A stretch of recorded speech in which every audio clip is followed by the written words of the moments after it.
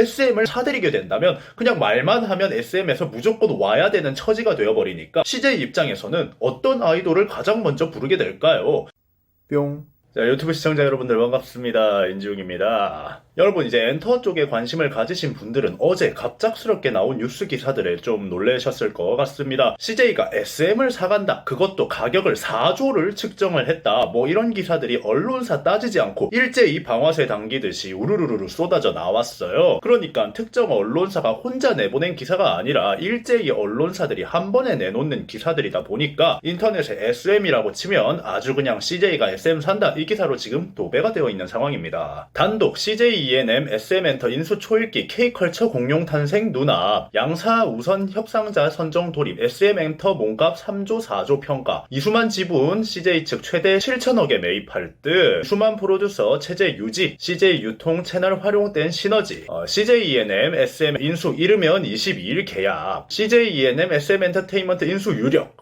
자, 그런데 말이죠. 이렇게 기사들이 쏟아져 내려오고 단 1시간도 지나지 않아서 SM과 CJ 측에서 반박 기사를 냅니다. CJ E&M SM 인수 확정설 결정된 거 없다. 양사 부인. 양사 모두 다 지금 부인을 하고 있는 상태인데 그러니까 저 모든 기사가 다 가짜뉴스인 것인가? 보통 가짜뉴스가 나올 경우에 한 언론사에서 기사를 쓰고 그 기사가 반박당하고 기사 정정문이 올라오고 뭐 이런 식으로 기사가 처리가 되는데 이번에는 좀 신기하게 언론사들이 줄줄이 이런 기사를 내놓았단 말이죠. 그리고 반박 기사가 나온 지 하루가 더 지났는데 정정문도 올라오지 않고 있고 기사도 내려가지 않고 있고 뭐 그런 상황입니다. 이 부분에 대해서 조금 이야기를 해보자면 두 가지 경우가 있을 것 같습니다. 먼저 첫 번째, 특정 언론사에서 이런 SM이 CJ에 넘긴다는 찌라시를 먼저 득템을 분명 했을 거예요. 어디서 들었는지는 몰라도 일단 득템을 했을 겁니다. 그리고 그걸 단독 기사, 대서특필 기사 뭐 이런 식으로 써서 냈을 거예요. 그리고 다른 언론사에선 그걸 보고 오, 대서특필했네? 이 정도면은 제대로 된 정보를 입수하고 쓴 거겠지? 이러면서 그대로 뺏겨 쓴 거다. 요즘 뭐 인터넷 기사들 이런 식으로 많이 써지는 부분들이 많죠. 어떤 기자가 정보 입수해서 기사 하나 쓰면 뭐 그냥 제목만 바꿔서 같은 내용 그대로 옮겨 붙이고 그걸 자기 기사라고 그렇게 올리는 기자들이 많습니다. 그래서 갑자기 이렇게 기사들이 쏟아져 나오니까 SM과 CJ는 반박 기사를 쓴 것이다. 이런 첫 번째 경우를 볼 수 있겠죠. 그리고 두 번째 경우는 이 경우가 진짜인 경우입니다. SM 측 관계자가 CJ와 협상이 거의 끝나가는 단계고 사실상 확정이라는 이야기가 회사 내부에서 나오고 있는 상황이었다면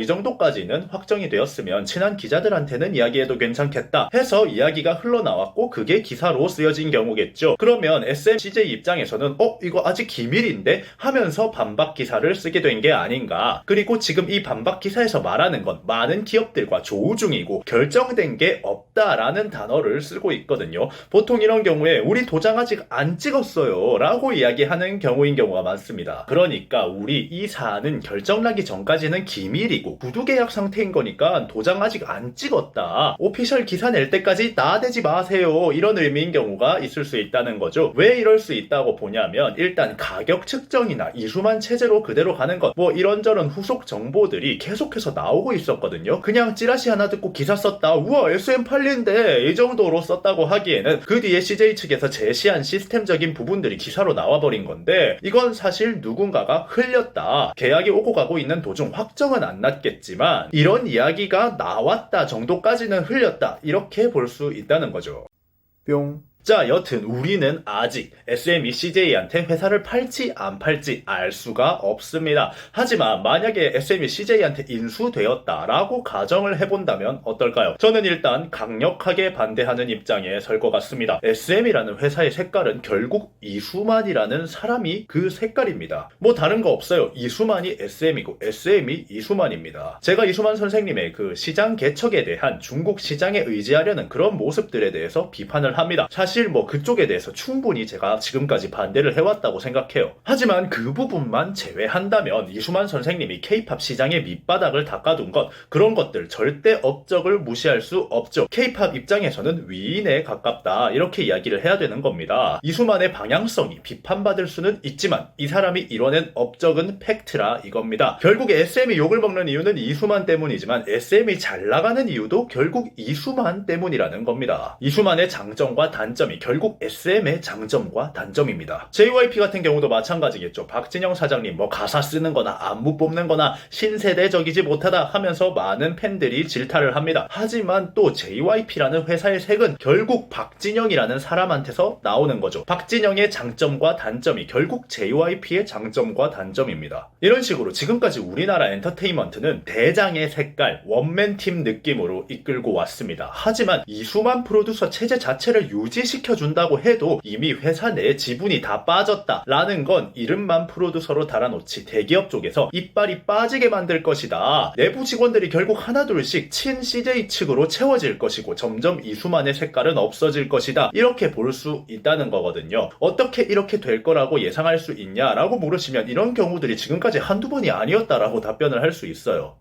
뿅. 가장 우리 주변에서 쉽게 볼 수 있는 경우는 전 세계 사람들이 다 아는 리그 오브 레전드라는 게임을 보시면 될 것 같습니다. 라이엇 게임즈라는 작은 회사가 이 게임을 만들어서 대박이 났는데 그 회사를 결국 텐센트가 사가버립니다. 회사 전체를 사가버립니다. 그리고 라이엇 측에 텐센트가 제안한 건 우리가 너네 체제를 그대로 유지시킬 거다. 그냥 조금만 너네가 더 편하게 게임 만들 수 있게 자본만 제공해주는 것 뿐이다. 이런 말로 꼬드겨서 라이엇을 사들였단 말이죠. 그리고 그 뒤에 어떻게 됐을까요? 맞습니다. 직원들 내부에서 갈등이 일어나기 시작합니다. 우리 색깔 유지하자는 직원들과 친 텐센트파, 그래도 우리한테 돈 주는 건 텐센트인데 하는 사람들로 갈라져 버렸죠. 그러고 나서 정말 좋은 프로젝트를 이끌었던 사람들이 하나 둘씩 나가기 시작하고 친 텐센트파로 직원들이 하나하나 채워졌거든요. 내부 직원들 변하는 것까지 사람들이 어떻게 알겠어요. 하지만 저렇게 되면서 나오는 게 결국 세라핌이라는 캐릭터였고 그 캐릭터를 중뽕을 채우기 위해 원래 있던 KDA라는 IP로 만들어진 아이돌 그룹에 끼워 넣기를 해버립니다. 그리고 그 KDA라는 IP를 만들었던 원작 디자이너는 퇴사를 해버립니다. 전 세계를 강타시킨 IP를 만든 사람이 퇴사를 해버리는 겁니다. 왜 퇴사했을까요? 그냥 일이 힘들어서 나 돈 많이 벌었어 좀 쉬고 싶어 이러면서 퇴사했을까요? 자기 작품이 회사 내부 정치에 이용당하고 변해가는 게 꼴보기 싫어서 나간 걸 겁니다. 자, 닥터 자르트라는 화장품 회사가 있습니다. 과거에 이 화장품 회사 되게 잘 나갔습니다. 회사 자체가 사장이 캐리하는 원맨팀 구조였거든요. 하지만 대기업의 인수가 되어버립니다. 회사를 팔아버린 거죠. 그리고 나서 이 회사를 만든 사람의 입김이 더 이상 들어가지 않게 되었습니다. 원맨팀으로 회사를 이끌어 나가던 사장이 힘이 빠진 종이 호랑이가 되어버린 겁니다. 그 이후에 그 잘나가던 화장품 회사가 지금은 힘이 많이 빠졌습니다. 대기업이 인수해서 금전적인 부분에서 풍족해졌지만 결국 성적은 떨어지게 되었습니다. 찾아보면 이런 경우들이 수도 없이 있습니다. 그런 상황에서 결국 SM이라는 회사의 정체성인 이수만이 본인 지분이 다 빠져나간 채로 이수만 체제를 유지한다. 이거 자체가 말이 안 되는 겁니다. 시간이 지나면 CJ 측 말을 무조건 들어야만 되게 될 겁니다. 내부 직원들부터 분열이 되겠죠. SM의 전통을 지키려는 직원과 CJ 측에 더 붙은 직원들, 본인들 자리 싸움이 시작이 될 거고 회사 내부 분위기는 찢어질 겁니다. 그 상황에서 CJ가 지분을 다 가지고 있는데 과연 CJ는 어떤 직원들을 남겨두게 될까요? 그러면 이수만의 힘이 그대로 남아있을까요? 이수만 프로듀서 체제라는 게 가능해질까요? 저는 불가능할 거라고 봅니다. 그래서 반대합니다.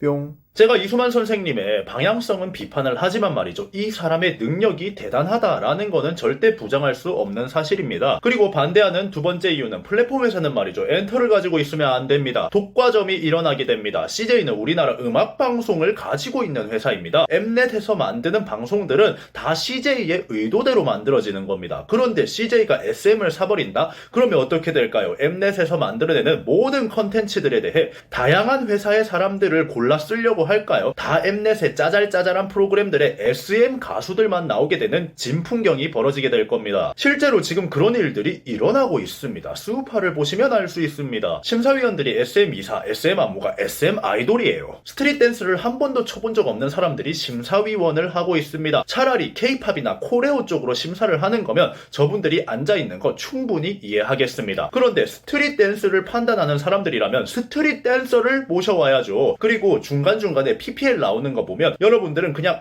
PPL이구나 이러면서 지나가겠지만 SM에서 만들어낸 상품들이 PPL로 계속 노출이 되고 있는 거거든요. 물론 수우파라는 프로그램은 성공을 했지만 이런 공정하지 못한 상황들이 이제는 당연시 일어날 겁니다. CJ 입장에선 우리 자회사가 SM인데 SM 사람들 쓰고 싶지 다른 애들한테 오퍼 넣을 필요 있을까요? 다른 애들 같은 경우는 우리한테 와 얼마 줄게 하면서 설득하고 꼬셔야 되지만 SM을 사들이게 된다면 그냥 말만 하면 SM에서 무조건 무조건 와야 되는 처지가 되어버리니까 CJ 입장에서는 어떤 아이돌을 가장 먼저 부르게 될까요? 이래서 플랫폼 회사는 엔터테인먼트를 가지면 안 된다고 이야기하는 겁니다. 저는 채널을 운영하면서 SM이라는 회사를 많이 비판해왔습니다. 하지만 그렇다고 해서 SM이라는 회사가 장점이 없는 회사냐? 모든 SM 장점이 그 중국 방향성 하나 때문에 다 묻어져 버려야 되는 그런 회사냐? 이렇게 이야기한다면 절대 아니라고 이야기할 수 있습니다. 마케팅적인 방법, 뽑아내는 아이돌의 퀄리티, 그리고 K-팝의 역사, 지금까지 써내려온 것들, 많은 부분에서 한국 K-팝은 SM이랑 떼놓을 수 없습니다. 그런데 대한민국 K-팝을 대표하는 회사 중에 하나인 SM이 플랫폼 회사에 넘어가서 그들과 유착을 해버린다? 그 이후에 회사 대표 이빨을 빼버린다? K-팝의 미래에 아무런 도움도 되지 않는 일이라는 생각이 듭니다. 여러분들은 이번 영상 어떻게 생각하셨나요? 지금까지 인중이었습니다.